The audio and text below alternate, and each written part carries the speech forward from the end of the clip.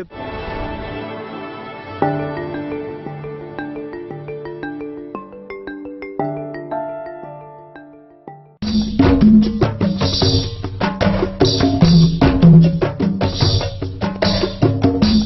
projet existe depuis 2012. Aujourd'hui, nous avons bénéficié d'un formateur qui est venu de la France et qui a voulu transmettre ses capacités, ses atouts à la population du Sud Kivu. Le projet, c'est de former les paysans qui sont amateurs et qu'on veut amener à se professionnaliser dans le domaine, les amener jusqu'au niveau de la commercialisation de leurs produits.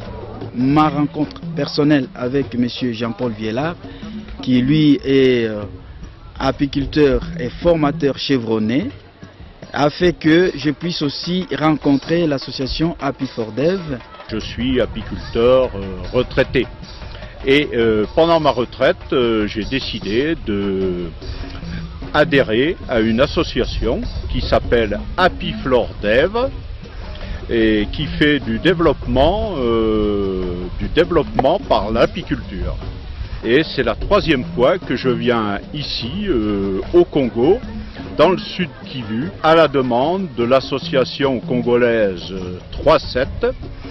Et nous sommes actuellement en train de transvaser des ruches traditionnelles dans des ruches kenyanes pour monter un rucher-école ici et qui pourra fonctionner avec un moniteur congolais. On commence par étudier le type de ruche.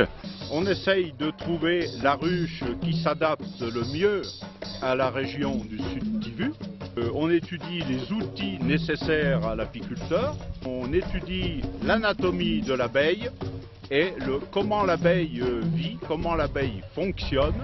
Ensuite, eh bien, on va sur le terrain pour récolter du miel dans les ruches traditionnelles. Et après, on effectue le transvasement des ruches traditionnelles dans les ruches modernes. Au Sud Kivu, il y a des apiculteurs.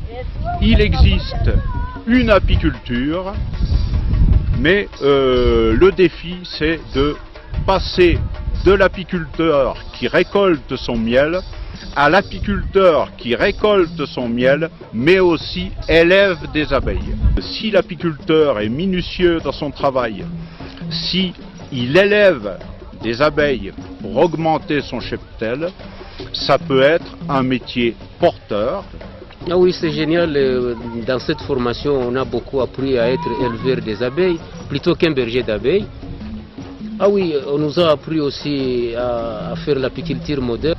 C'est une façon qui est plus mieux que par rapport à ce que nous faisons chez nous, dans l'apiculture traditionnelle. On nous a beaucoup appris beaucoup de choses, surtout de ne pas déranger les couvains, parce que les couvains, c'est les poumons de la riche. Alors parce que parmi nos apiculteurs, il y a plus des apiculteurs qui récoltent les couvains. Et les défis, il n'y en a pas assez, mais c'est le vandalisme seulement qu'on peut lancer comme défi. Il n'y a pas un travail qui est destiné aux hommes ou aux femmes. J'ai été motivée pour cette formation d'apiculture parce que tout simplement, j'ai vu que c'est beaucoup intéressant et que ça peut relever la vie, n'est-ce pas? Ça peut amener à changer la condition de vie d'une personne si elle est vraiment intéressée à ça.